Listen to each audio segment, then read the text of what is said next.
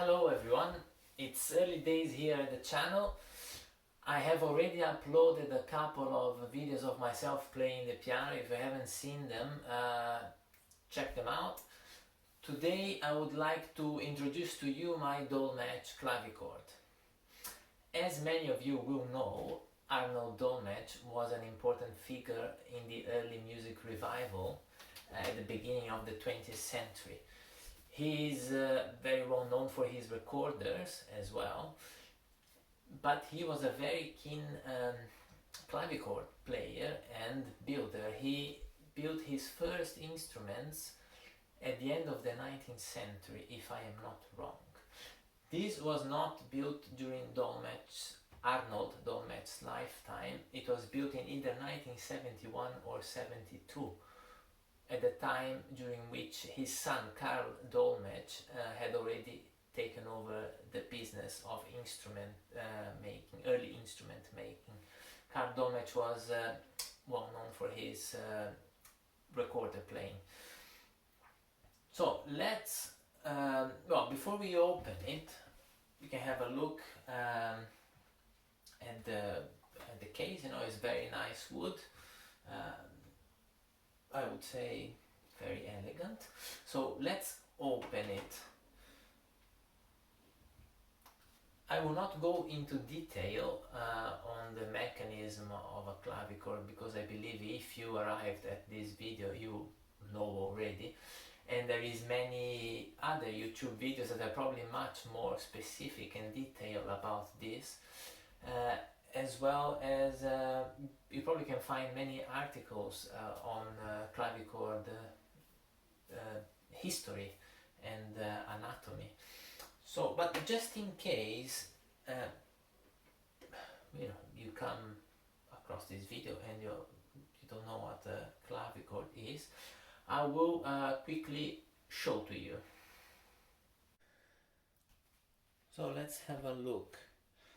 So here we have a music stand that was placed at some point. It's not its original one, it's almost too big, doesn't fold in completely, but it's very practical. Let's remove this. Let's hope I don't break something. And there you can have a glimpse of how things work here. Very simple really. You have a key. At the end of the key you have a tangent, a piece of metal there, that will hit the string and produce sound. Yeah, for each note there is 2 strings. And the one thing about the clavichord that one can do is by changing the pressure on the key, you change the pitch of the sound. And there is an effect called Bebung, which is a kind of vibrato, which I still need to understand how to use and do properly. So I rarely do it, if not at all, when I play. But it gives an expressive tool that other keyboard instruments don't have. Something like this, but this is not executed in a proper way, I would say. There we go. So, I have owned this instrument for about 1 year now, and I have really got to it, I would say in the last 6 months is when I really started playing it pretty much daily. And I will say in a second about how I got to how the instrument got to me really. So this instrument, as you can more or less see in the clavichord, has 4 octaves. 4 octaves and 2 notes, so it goes from C to D. A little quick overview on some characteristics here, or the condition of the instrument. So it's an instrument that has more or less 50 years. I believe some of the strings are still the original ones, so 50-year-old. Because of the way they've been placed, you can see that there is some pattern that is very neat and it looks like it's come from the factory. I can't be sure, of course. And some of the state of some of the strings, they look like they've been here for a while. Some of them have been replaced. Some have been replaced, I would say, better than others. I replaced a couple of strings myself, which was a bit of a challenge, but I'm quite happy with what I achieved. There is one interesting thing, and I'll show to you once in detail in a second. One string, it's a string, what is it, a C sharp here, this. So a low string, one of the thicker ones, at some point in the past broke, and the person who owned the clavichord at the time fixed it with a knot. When I saw the knot, I said, oh, I have to replace this string, but actually after asking someone with knowledge about clavichords, I was told that such knots were historical practice. And there is an instrument in the Raymond Russell collection in Edinburgh that has several such knots, or had for a period of time these knots. So have a look at it. There we go, I hope you can see it here.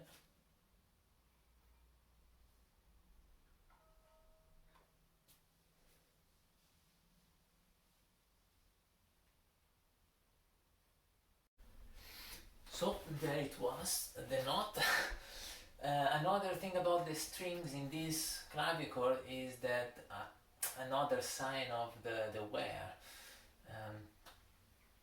In some of the overwound ones that have a little thin wire that goes around them like this, basically, especially in the places where the tangent hits the string, it has this little wire that goes around the string is broken, so the tangent hits a plain string.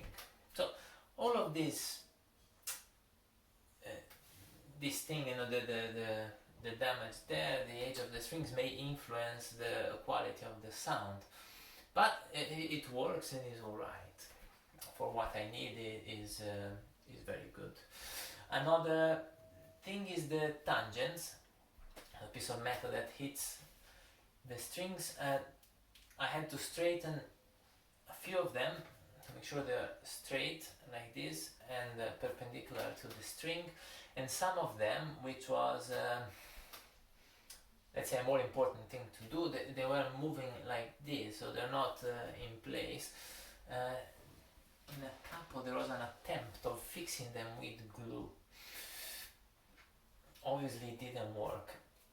So what I did as a temporary fix is to put some paper in the hole and put the tangent there, so in a way that it couldn't move.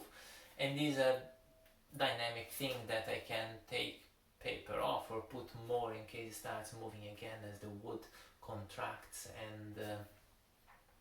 and also expands. And these may be influencing as well, you know, the angle at which the tangent hits the string may be influencing the sound. So you put together all these defects, of course the instrument is not perfect, but it is in playing condition, and as I said, it's good, it's alright for what I need. I find that it has a good dynamic range, so one can play you know, different levels of sound. It's surprising really, and when I first played it, how sensitive it was to these dynamic levels of sound, and also the amount of sound it produces for an instrument of this size surprised me, because I tried other ones of the same size different times, and I would say this one is at least twice as loud as all the ones I tried, including some very old, there was very old Dolmetsch. Don't know what does it, but yeah, it makes enough sound. So there you go, some characteristics of the instrument. We could talk more about it, but I think that's okay as an introduction.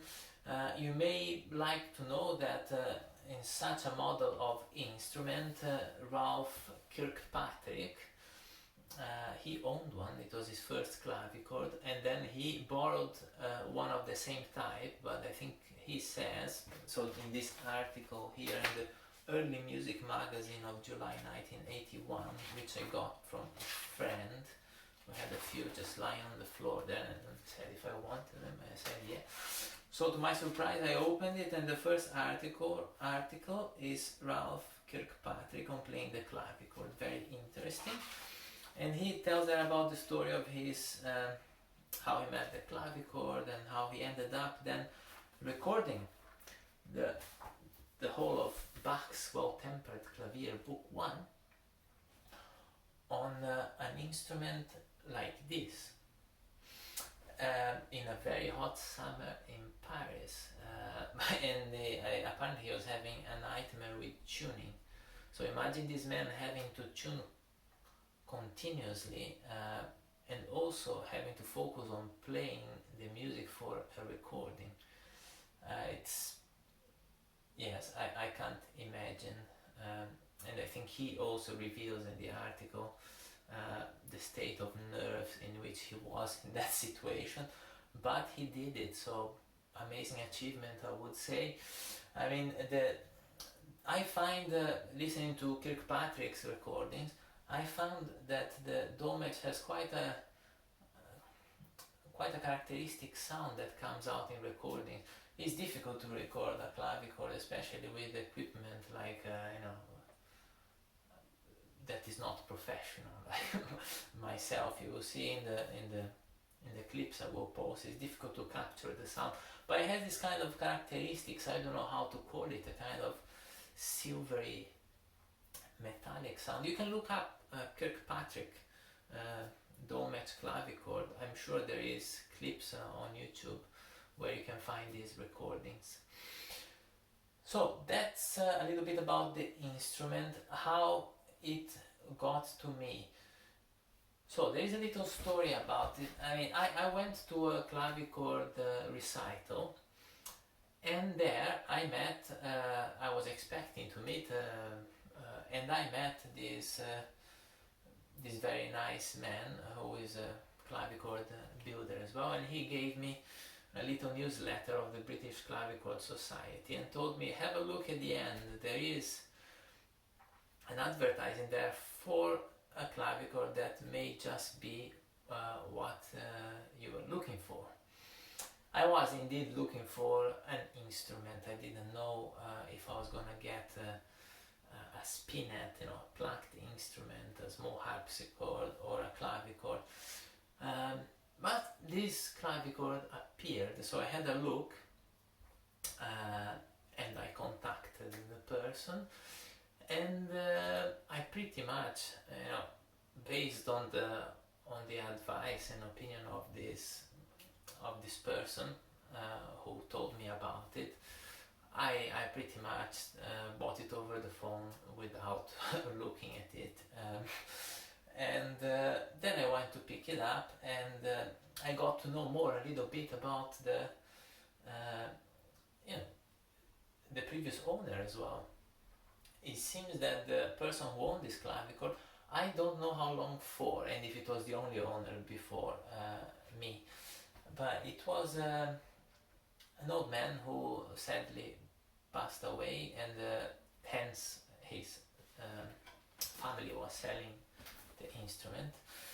And this old man apparently had a collection of instruments. He had many clavichords, many fretted clavichords. This one is unfretted, yeah? So the notes don't share, the keys don't share, the notes don't share the same strings, they all have their own pair. This person had many clavichords, had virginals, played the organ, and I came to know that at the end of his life he had sold all the clavichords. He had given the virginals to donated to an institution, and he, until the end, he kept and was playing on this one and the organ. I don't know if it's because he liked it particularly, because I don't know. So this it's interesting to know that apparently he's a very nice man as well, and a very interesting person. So it was well used in the past, I believe, and I hope that I keep using it, and who knows what's gonna happen to this in the future. I really plan at some point to bring it up to its full potential, because I think it can give more than what it is doing at its present state. As usual, I start talking too much and get lost in many things, but that's it. So stay tuned. I will post clips with this instrument, do some more piano ones, and I hope you enjoyed this video. I will do some more where I just talk, and some more of just music. Yeah, so I see you soon, and thank you for watching.